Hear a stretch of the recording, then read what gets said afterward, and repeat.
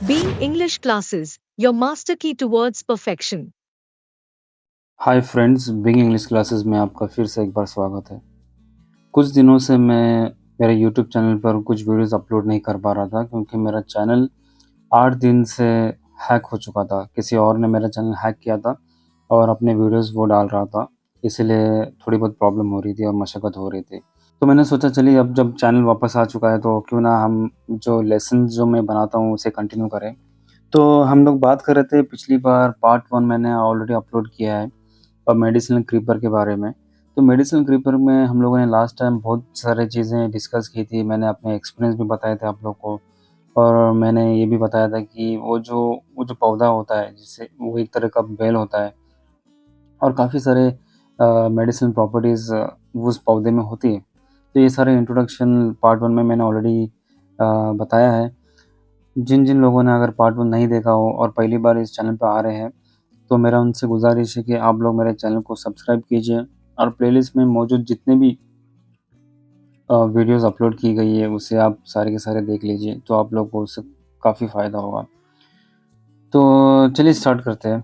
That day though Mara tying up the plant praised it to the skies saying that every inch of it was medicinal. अब जैसे कि आप लोग को पता है कि सन्ना ने यानी सन्नापा ने मारा को वो जगह दिखाई जहाँ पर ये बहुत सारे बेल उग रही थी जंगल में। वो मारा को साथ में लेकर जाता है और वहाँ पर वो जगह दिखाता है। जब मारा वहाँ की जगह देखता है तो वो काफ़ी खुश हो जाता है क्योंकि मारा का कहना ऐसा है कि ये जो पौधा है, ये पौधा ऐसा है कि जब वो पौधे की आपको सख्त ज़रूरत होती है, उस वक़्त वो पौधा आपको मिलता नहीं। इसलिए मारा ने क्या किया, वो जो बेल थी, उस बेल को बाजू वाली एक पेड़ से बाँध दी, ताकि वो बेल अगली बार जब वो मारा वहाँ पर आए, तो वो बेल उसे दिखाई दे। उस बेल को पेड़ से बांधने के बाद में मारा ने आसमान में देखकर अपने इष्ट यानी जो भी वो भगवान हो उसे शुक्रिया अदा किया। और मारा का कहना ऐसा था कि ये जो बेल है, इस बेल की हर एक इंच यानी हर एक चीज़ मेडिसिनल है, यानी इसमें औषधि गुण है। He did not tell me what exactly it cured, लेकिन मारा ने उस राइटर को ये नहीं बताया कि उस पौधे से क्या फ़ायदा होता है और कौन सी बीमारियाँ दूर होती हैं। Whether he did not want to tell me or simply did not know, I can't say. I didn't force him. Writer का कहना ऐसा था कि राइटर ने सोचा कि शायद उसे पता नहीं होगा मारा को कि ये इस पौधे में औषधि गुण तो होते हैं, लेकिन कौन से होते हैं ये नहीं पता होगा, या शायद मारा को राइटर को कहना ही नहीं है। लेकिन राइटर ने भी मारा को ज़बरदस्ती नहीं की।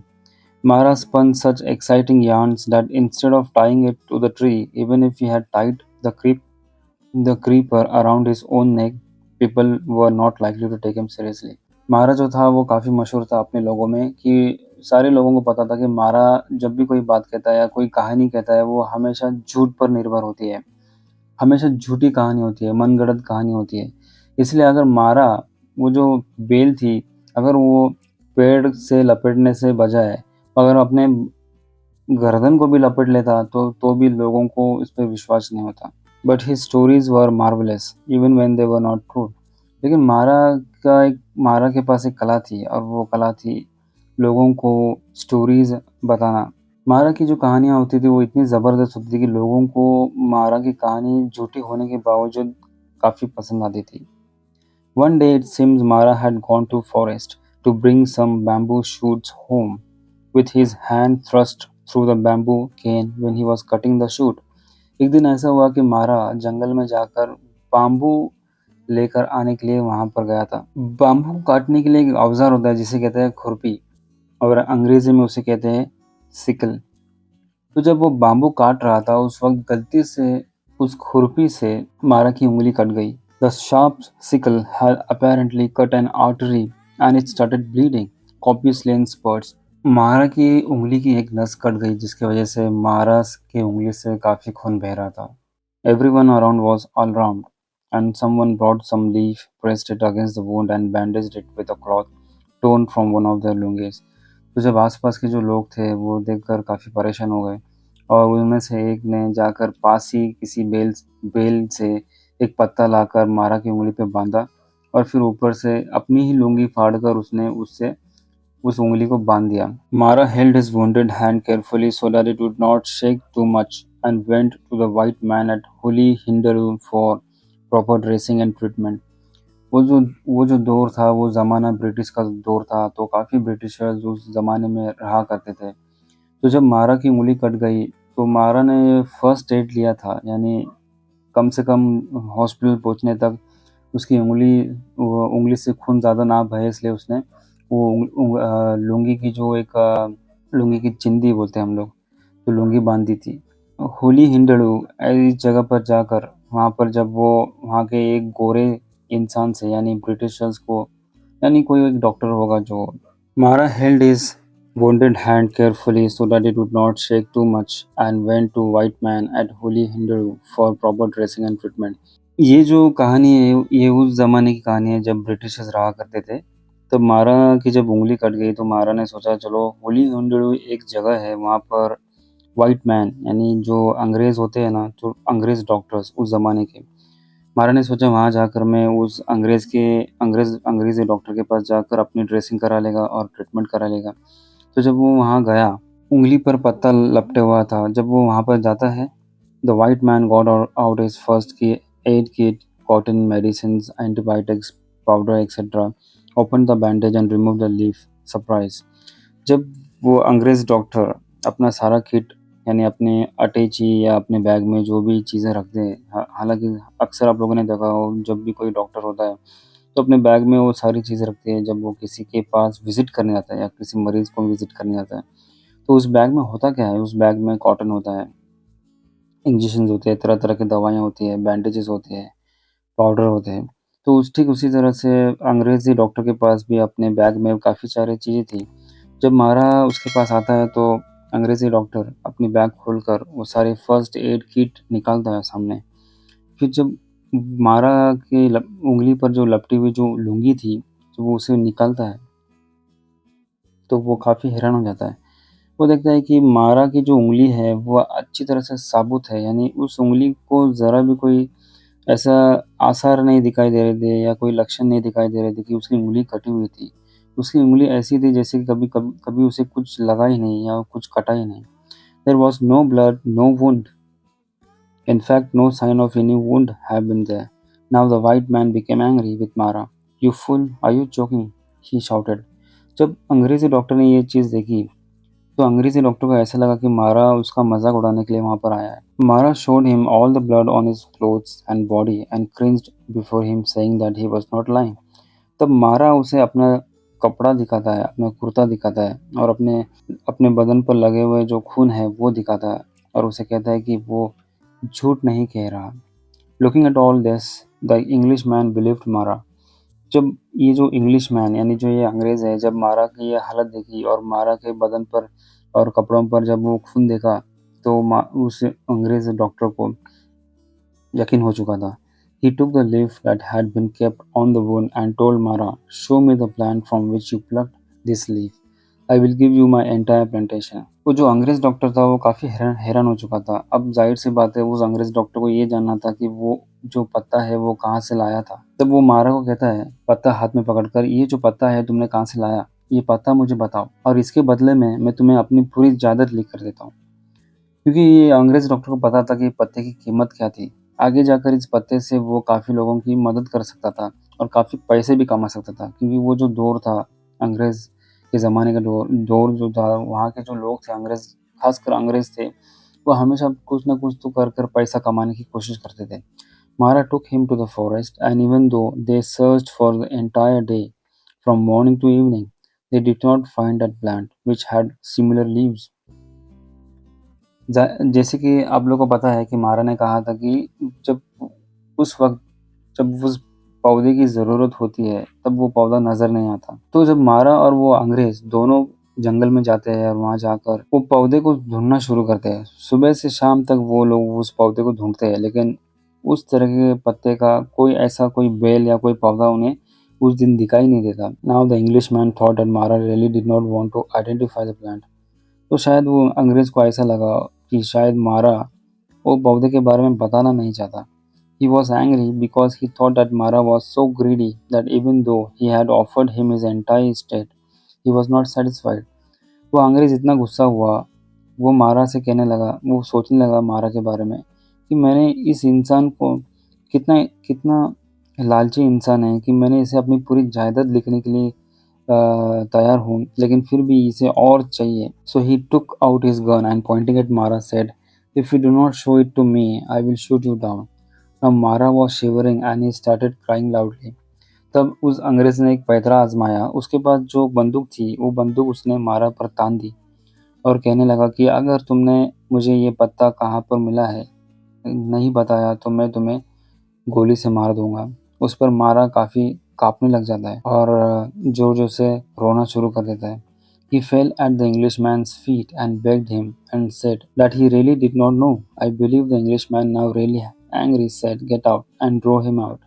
तब मारा उस अंग्रेज के पैरों पर गिर जाता है और कहता है कि मुझे नहीं पता कि वो पत्ता कहाँ से है, कहाँ पर मिला. तब वो अंग्रेज इतना गुस्सा होता है कि वो उसे वहाँ से हकल देता है, यानी वहाँ से उसे भेज देता है. Hearing this story, I also showed my irritation and said, ठीक उसी तरह की जब वो कहानी वो जो राइटर है जब सुनता है तो वो भी इस तरह का इरिटेट हो जाता था, परेशान हो जाता था. Yours is a cock and bull story. Yours is a cock and bull story का मतलब है कि तुम्हारी जो कहानी है ये मनगढ़ंत कहानी है. Totally fabricated. फैब्रिकेटेड का मतलब है मनगढ़ंत कहानी बनाना. If you had gone and searched near the bamboo bush where you hurt your hand, would you not have found the leaf and the plant? To which he replied with another story that the mongoose and the cowgal crow peasant also knew about this plant, and that when they go hunting snakes, if they are bitten by poisonous snakes, they immediately chew this leaf and thus cure themselves. यहाँ पर मुझे अपनी थोड़ा explanation छोड़कर मैं आप लोग से अपना एक्सपीरियंस शेयर करना चाहता हूँ. ठीक इसी तरह से ऐसी एक बेल मैंने हमारे खेत में देखी थी. वो बेल ऐसी थी जब हम लोग कुछ काम कर रहे थे तब वो बेल मुझे नज़र आई. वो बेल की जो जड़ थी वो ज़मीन से ऊपर आ चुकी थी, ऐसे जैसे किसी जानवर ने उस बेल की जड़ को खुरेदने की कोशिश की हो. जब गौर से हम लोगों ने उस बेल को देखा तो पता चला कि वो बेल खाई हुई थी. हम लोगों ने ऐसा अंदाज़ा लगाया कि शायद ये बेल किसी मुंगूस ने खाई है और ये बेल में सांप का जहर उतारने का शायद कोई दवा वगैरह हुआ इस तरह से. हम लोगों ने ऐसा सोचा, यानी मैं और मेरे पिताजी ने ऐसा सोचा कि शायद ये जो मुंगूस है कहीं से लड़कर आया था सांप से और आकर इस बेल को खाया था. और एक ख़ास बात इस बेल की ऐसी होती है कि अगर इस बेल को जिस तरफ से खाया गया हो तो वो बेल सूख जाती है, उस तरफ की बेल सूख जाती है. तो जब जो राइटर था उसने मारा की ये कहानियों को झूठा साबित करने के लिए कहा कि जब तुम्हें बाम्बू के उस जगह पर जहाँ पर बाम्बू उगते हैं तुम्हारा हाथ काटा गया तो क्यों नहीं तुमने वहीं आसपास उस पत्ते को खोजने की कोशिश की, क्योंकि जब तुम्हारी उंगली कट गई थी तो वहाँ पर जो आसपास के जो लोग थे उन्होंने तो आसपास से ही कहीं ना कहीं से तो वो पत्ते को लिया होगा. मारा कहता है कि शायद से किसी मुंगूस ने या किसी क्रोपिजन, ये एक तरह का परिंदा होता है, शायद इस मुंगूस ने या इस परिंदे ने उस बेल को खा लिया होगा अपने आप को सांप के जहर से बचाने के लिए. मारा did not have any teeth on the right side of his mouth. मारा की एक खास बात ऐसी थी कि उसके जो सीधी ओर सारे दांत झड़ चुके थे. उसकी एक वजह थी. He had to chew everything on the left side. और जो भी खाना वगैरह जो करता था खाते वक्त वो हमेशा अपना उल्टी साइड यानी लेफ्ट साइड के दांतों का इस्तेमाल किया करता था, क्योंकि उसके सीधी ओर कोई भी दांत मौजूद नहीं थे. He was aged and perhaps they had fallen of naturally, but why only one side. शायद ये ऐसा होगा क्योंकि वो बूढ़ा हो चुका था, उसकी उम्र हो चुकी थी और इसीलिए उसके दांत झड़ चुके होंगे उम्र की वजह से. लेकिन एक ही तरफ के दांत क्यों झड़ गए, यानी राइट साइड के दांत क्यों झड़ गए. तो ये सवाल हमेशा राइटर के दिमाग में रहा करता था. I was curious. One day I asked him how he had come to lose all the teeth only on one side. Writer को एक दिन रहा नहीं गया और उसने मारा से पूछ ही लिया कि तुम्हारे सीधी ओर के सारे दांत क्यों चले गए. He told me an interesting story. तो उसने उस पर इस सवाल पर एक दिलचस्प कहानी बताई. It seems that they had fallen out long ago and not as a result of his advancing age. उसे देखकर ऐसा लग रहा था कि उसके जो दाँत है वो उम्र की वजह से नहीं झड़े थे, लेकिन इसके पीछे कोई एक वजह होगी या कोई कहानी होगी या कोई घटना होगी। Once he had laid a trap in the forest to catch rabbits. He was worried that somebody else may get there before him in the morning and take away his catch. तो मारा ऐसा कहता है कि एक दिन ऐसा हुआ कि वो खरगोश को पकड़ने के लिए जाल बिछाता है। वो काफी परेशान हो चुका था क्योंकि उसे लग रहा था कि शायद उसके पहले कोई और जाकर वहां से उन खरगोशों को ले लेगा। So he went into the forest before day break. तो इसीलिए मारा क्या करता है कि सुबह होने के पहले ही वो वहां पर चला जाता है खरगोश के जाल पर। So he went into the forest before the day break. सुबह होने के पहले ही मारा अपने जाल देखने के लिए और मुआयना करने के लिए जाता है। The trap was empty, no rabbit had walked into it. जाल में कुछ ही नहीं था, जाल पूरी तरह से खाली था, ना कोई खरगोश वहां पर गया, ना उस जाल में कोई खरगोश था। Since there was a stream flowing nearby, Mara decided to brush his teeth and wash his face before trekking back home. तो मारा जब वहां पर जाता है और देखता है कि जाल में तो कोई परिंदा या कोई जानवर मौजूद नहीं है, कोई फंसा नहीं है, नजदीक से ही एक छोटी सी नदी बह रही थी। तो मारा ने सोचा चलो अब सुबह हो चुकी है तो क्यों ना मेरे दांत घिस लूं और चेहरा वगैरह धो लूं या फ्रेश हो जाऊं घर जाने से पहले। तो उस जमाने में तो कोई कोलगेट या टूथपेस्ट नहीं था या कोई इस तरह का ब्रश भी नहीं था। तो अक्सर लोग अपने दांत घिसने के लिए किसी कोयले का, नमक का या नीम के पेड़ की लकड़ी इसका इस्तेमाल करते थे ब्रश करने के लिए। When he broke a small stick from a nearby plant to brush a third or fourth time, he felt a sore taste in the mouth. पास ही एक पेड़ से जब मारा ने एक लकड़ी तोड़कर अपना मुंह घिसना शुरू कर दिया, तीसरी चौथी बार जब मारा अपना मुंह धो रहा था, यानी अपना अपना दांत घिस रहा था उस लकड़ी से, उस वक्त मारा को कुछ खटास महसूस हुई अपने मुंह में। He thought that there was something wrong with the stick and threw it. मारा को ऐसा एहसास हुआ शायद ये जो लकड़ी है इस लकड़ी में ये लकड़ी ठीक नहीं है, और ऐसा सोचते ही मारा ने उस लकड़ी को जमीन पर फेंक दिया। Before he could try another stick, he wanted to rinse his mouth. He took some water from the stream, put it into his mouth, and after churning it round in his mouth, spat it out. नजदीक के पेड़ से एक और लकड़ी लेने से पहले मारा ने सोचा कुल्ली कर लेता हूँ और अपने मुंह में जो खटास आई है उस खटास को दूर कर लेता हूँ। जब मारा ने पानी अपने मुंह में डालकर कुल्ली करनी शुरू कर दी और वो अपने पानी को हर जगह मुंह में घुमा रहा था, जैसे ही उसने वो पानी थूका मुंह से, उस पानी के साथ में एक तरफ के जितने भी दांत थे वो सारे के सारे बाहर आ गए। Surprise! All teeth which had been touched by that stick tumbled out of his mouth. जहाँ और जिस दांत को वो जो लकड़ी थी घिसी गई थी वो सारे के सारे दांत बाहर आ चुके। Thank God I was saved because I had not brushed all the teeth.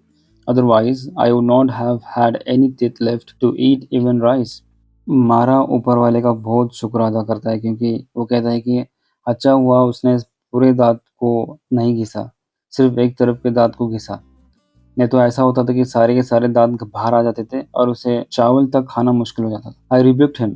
इस पर राइटर इतना गुस्सा होता है और वो मारा को डांटता है और कहता है, hey Mara, if you want to tell lies they must be at least be believable. वो मारा को कहता है कि अगर तुम्हें झूठ ही कहना है तो इस तरह से झूठ कहो ताकि हमें उसे भरोसा हो जाए। मारा said, can't you see that I have lost all those teeth. तो इस पर मारा जवाब देता है कि क्या तुम नहीं देखते कि मेरा एक तरफ के सारे दांत चले गए? क्यों चले गए होंगे? यही वजह थी कि मैंने इस लकड़ी से अपने दांत घिसे। Then come and show me the plant. Writer उसे कहता है कि चलो फिर दिखाओ वो पौधा कहाँ पर है। How can I show you that plant? There are hundreds of plants in the forest. Mara कहता है कि मैं तुम्हें वो पेड़ कैसे दिखा सकता हूँ, वो तो सुबह का टाइम था और मुझे ये भी नहीं मालूम कि मैंने कौन से पेड़ से वो लकड़ी तोड़ी थी। सैकड़ों पौधे हैं जंगल में। You can do one thing sir, you can try brushing your teeth with each of them. मारा उसे कहता है एक काम करो आप, तुम उस पेड़ से जहाँ पर वहाँ पर पेड़ है वो सारे पेड़ों में से एक एक लकड़ी तोड़ा करो और उस लकड़ी से अपने दांत घिसा करो। Then we can find out which one has this effect. इससे पता चलेगा कि वो कौन सा पेड़ था जिससे वो दांत सारे गिर गए थे। Why should I? You are the one who is lying. So you have to brush your teeth with all those plants and discover the right one. मारा और राइटर की दोनों में मतभेद शुरू हो जाती है। वो दोनों एक दूसरे से बहस करना शुरू कर देते हैं। राइटर कहता है कि मैं क्यों जाकर उन सारे पेड़ों से लकड़ी तोड़कर दाँत घिसना शुरू करूँ? तुमने झूठ कहा है, तो तुम्हें वो सारी चीज़ें करनी होगी। तुम्हें जाकर सारे पेड़ों से लकड़ी तोड़कर अपने दाँत घिसने होंगे और साबित करना होगा। देखते हैं आगे और क्या होता है। क्या मारा को और उस राइटर को वो पेड़ की लकड़ी मिल जाती है, जिससे वो सारे दाँत झड़ जाते हैं। देखते हैं पार्ट 3 इस लेसन का। उम्मीद करता हूँ आप लोग को ये लेसन काफ़ी पसंद आया होगा। अगर आप लोग को ये लेसन पसंद आया हो तो मेरे वीडियोस को लाइक, शेयर और सब्सक्राइब कीजिए। और प्लेलिस्ट में मौजूद इस तरह के और बहुत सारे लेसन्स मैंने अपलोड किए हैं, उन सारे लेसन्स को आप लोग देख लीजिए। बने रहिए बीइंग इंग्लिश क्लासेस साथ में। Thank you very much.